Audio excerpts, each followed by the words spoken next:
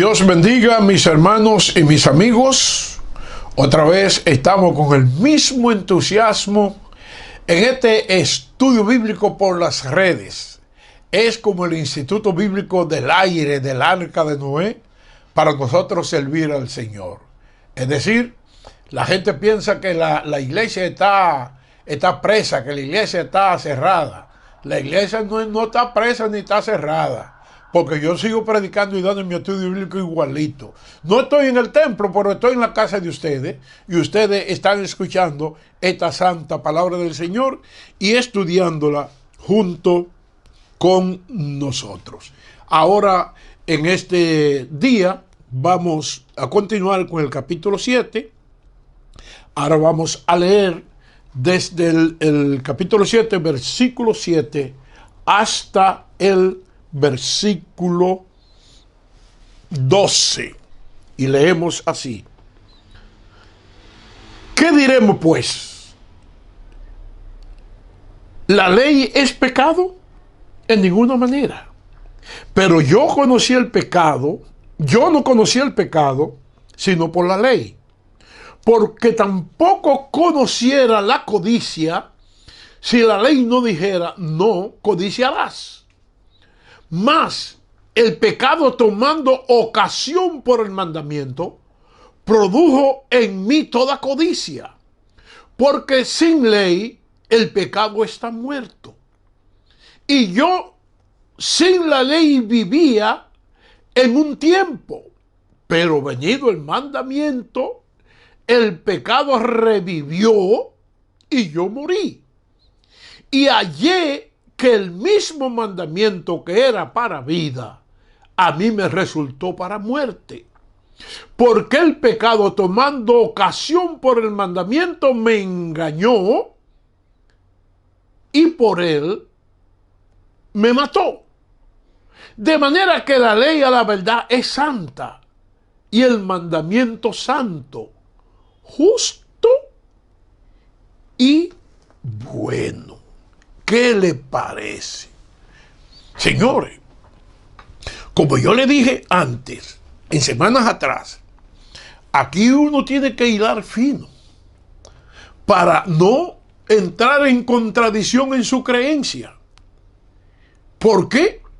Nosotros vamos a hablar ahora de la ley del pecado. Y la ley del pecado, y como dijo San Pablo, ¿qué diremos pues? ¿La ley es pecado? ¿Y cómo responde? No, en ninguna manera la ley es pecado. No, Señor, la ley no es pecado. Pero la ley, hermano, esa ley de Moisés, que solo esos mandamientos se expresaban en no, no, no, no y no. No haga, no haga, no haga. Ya la gente tenía, no que la gente no era pecadora antes de la ley, pero por la palabra de Dios, entonces, esa palabra santa, esa ley santa, produjo en los hombres una ley buena, vino para mostrar el pecado a los hombres. Digo, ¿cómo? ¿Sí? La ley, lo que está diciendo aquí es que la ley vino para mostrar el pecado a los hombres. Porque, ¿qué dice San Pablo?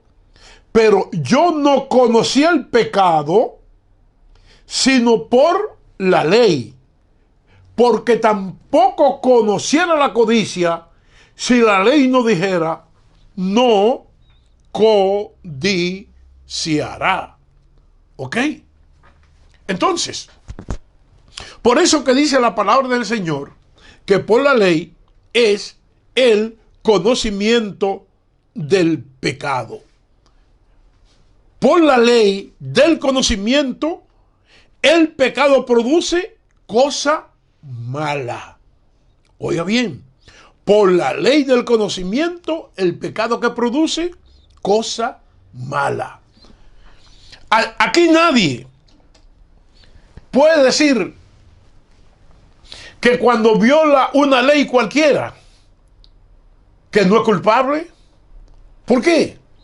Porque ya nosotros, en el sistema judicial que tenemos, sabemos todo lo que es malo y lo que es prohibido. Entonces, si usted se va en un semáforo rojo, usted no puede decir no, yo no sabía que estaba rojo, usted lo vio que estaba rojo. Entonces, usted violó esa ley. Entonces usted se convirtió en un infractor de esa ley. Porque, ¿qué dice la ley? Que cuando la luz está en rojo, usted no puede cruzar. Y si usted cruza, usted se hace entonces culpable de eso. Es lo mismo que dice la Biblia sobre la ley de Moisés. Ok, produce la ley de Moisés, entonces, produce en nosotros toda esa cosa mala. Porque, ¿qué es lo que dice? Si no dijera que no codiciará, pues yo no voy a codiciar nunca. Ahora, más el pecado tomando, oiga lo que dice esto, ocasión por el mandamiento produjo en mí toda codicia, porque sin la ley el pecado está muerto. Sin la ley el pecado está muerto. Miren, hermano, sin la ley, como acabamos de decir, el pecado está muerto. Y oiga la expresión que le voy a decir. Nadie puede condenar al otro por lo que la ley no prohíbe. Si la ley no prohíbe una cosa, el que la hace no es condenado por ese pecado. Mire, y lo voy a ilustrar por una cosa que están hablando mucho la gente con el presidente de la República Dominicana. Se dice que él violó o no se llevó de una costumbre que los presidentes anteriores desde la era de Trujillo siempre daban un decreto a comienzo de año dedicando el año a una cosa.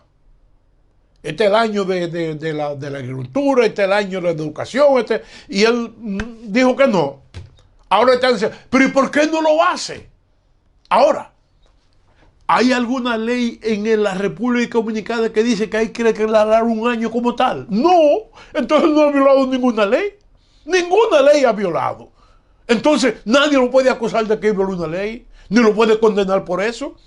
Porque una cosa son las costumbres, otra cosa son las tradiciones, pero una cosa son las leyes que están escritas que obligadamente eso norman la vida de los pueblos. Lo mismo ocurre, hermano, con la ley de Moisés en la Biblia. Hay cosas en la vida de los creyentes que no las hacemos. Porque la Biblia, si la Biblia no lo prohíbe, ¿cómo yo lo prohíbo? La gente dice ahora, no, que hay un evangelio que es de verdad, que es el evangelio de rajatabla, pero hay un evangelio que es liberal. La Biblia no habla de evangelio ni rajatabla ni evangelio liberal. La Biblia habla de un solo evangelio, el evangelio de Jesucristo. Ahora, ¿qué es lo que pasa con las iglesias que ahora permiten algunas libertades que antes no las permitían? ¿Por qué? Porque como dijo Jesucristo, era que mucha gente estaba enseñando como mandamiento y doctrina de Dios cosas de los hombres. ¿Ustedes se dan cuenta? Y le voy a ilustrar esto con una cuestión muy sencilla. Mire, yo todavía, a mis años, yo no uso bigote. ¿Y por qué yo no uso bigote? ¿Por qué yo no tengo barba? Y ustedes notan que ahora hasta los reverendos más santos tienen barbas y bigote. ¿Y por qué yo no la uso? Porque cuando yo me convertí al Señor, yo tenía 19 años, estaba jovencito, me estaban saliendo mi bigote y a mí me gustaba mi bigotico. Pero cuando yo me convertí vi que nadie en la iglesia tenía bigote y eso lo prohibían porque eso era pecado. Ahora, dice la Escritura que usar barba y bigote es pecado eso. Pues no. Entonces la gente hoy va con su barba a la iglesia y nadie dice nada. Y grandes predicadores de la Biblia andan con su barba. Miren, una vez había un predicador norteamericano muy famoso que Dios lo usaba mucho en sanidad divina. Pero ese hombre tenía una barba que le llegaban casi al estómago. Y él quería hacer una campaña aquí en el país. Y los pastores de ese tiempo se reunieron y dijeron, bueno, si él quiere venir, tiene que quitarse la barba. Y entonces aquí hizo el predicador, bueno, si no me dejan con mi barba, pues, no fui. Y no predicó. Y se perdió la bendición en el país de tener un hombre de Dios por estar nosotros pensando en la cuestión de barba. Sin embargo, ¿qué dice la Escritura? Que a Jesucristo le mesaban la barba. ¿Qué significa mesar? Se la arrancaron. ¿Y por qué se la arrancaron? Porque tenía barba. Y entonces Jesucristo era un pecador. En el tiempo de Jesucristo y todavía en el Medio Oriente, llevar barba, eso significa respeto, señores. Amén. Entonces, la gente quiere embromar con esto. Mira, que este tiene el pelo largo, que es un pecado, pero la Escritura dice por dónde usted tiene que cortarse el pelo cuando esté hombre. La Escritura no dice eso. Entonces uno tiene que tener en cuenta algunas cosas que son mandamientos de la Biblia y otras son mandamientos de los hombres. Si la Biblia no dice que una cosa es pecado, ¿por qué yo tengo que decir que es pecado? Mire, cuando la iglesia nuestra comenzó a crecer con los hijos de los hermanos, las cosas comenzaron a cambiar en la iglesia. ¿Por qué? Porque cuando yo hablaba con un adolescente que me decía, pastor, ¿y por qué la iglesia prohíbe esto? La Biblia dice esto. Yo le decía, no lo prohíbe. ¿Y por qué usted? Bueno, son conveniencias de la gente, que uno creyó así, pero yo tuve que ir soltando y haciéndome de la vista gorda.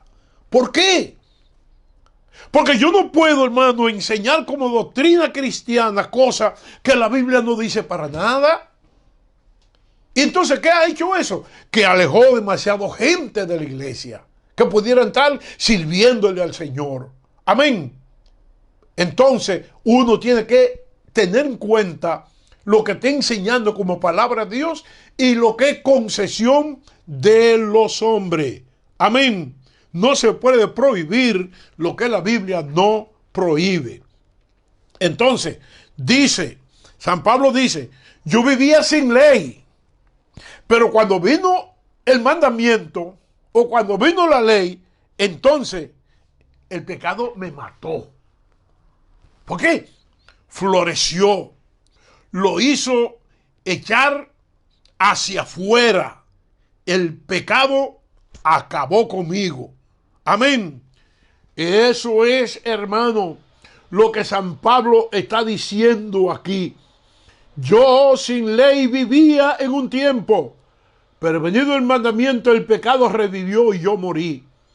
Y hallé el mismo mandamiento que era para vida, a mí me resultó para muerte. Oiga esto, ¿eh? ¿Cómo es posible, hermano, que la misma palabra que uno predica mata a uno y le da vida al otro? Yo recuerdo con mucho respeto a un pastor que amé tanto, que era como el decano de los pastores aquí en la ciudad de Santo Domingo. Fue el hermano pastor Jacinto Pérez. Y Jacinto Pérez era un hombre que tenía, hermano, un conocimiento de la Biblia tan hermoso. Y Jacinto Pérez siempre nos daba una palabra bonita para que nosotros los creyentes viviéramos conforme a la gracia del Señor. Y él nos aconsejaba siempre cómo vivir la vida cristiana de acuerdo a la palabra del Señor. ¿Y sabes qué nos decía él? El mismo sol, el mismo fuerte que endurece el barro, derrite una vela. ¿Sabes qué significa eso? Que el mismo mensaje que trae la Biblia, el que lo acepta de corazón, tiene la salvación de su alma y el perdón de su pecado. Pero el que lo rechaza, ¿qué pasa con el que lo rechaza? Jesucristo lo dijo: vayan por todo el mundo y prediquen el evangelio a toda criatura. El que creyere y fuere bautizado será salvo, mas el que no creyere será condenado. Es decir, que el mismo mensaje que produce vida, ese mismo mensaje condena a la gente. Y Jesucristo lo dijo. Esa palabra que yo le estoy diciendo a ustedes, el día del juicio la van a tener ahí de frente. Amén. Por eso, hermano, vivimos así, viviendo para la gloria del Señor. Vamos a alcanzar vida, pero es muriendo al pecado. A pesar de la consecuencia y los efectos de la ley, San Pablo dice: ella es santa y buena. Oiga bien, ella es santa y buena. El pecado nos engañó, el pecado nos mató, de manera que la ley a la verdad es santa y el mandamiento santo, justo y bueno. Pero nosotros somos los que hemos transgredido su palabra y por eso tenemos que morir al pecado. Hay que morir al pecado. Señores, por este estudio ha sido un poquito más corto. Que el Señor lo bendiga, que Dios lo fortalezca y en la próxima semana vamos a concluir con este capítulo 7 y que vamos a hablar la parte más fuerte del capítulo. Que Dios lo bendiga a todos.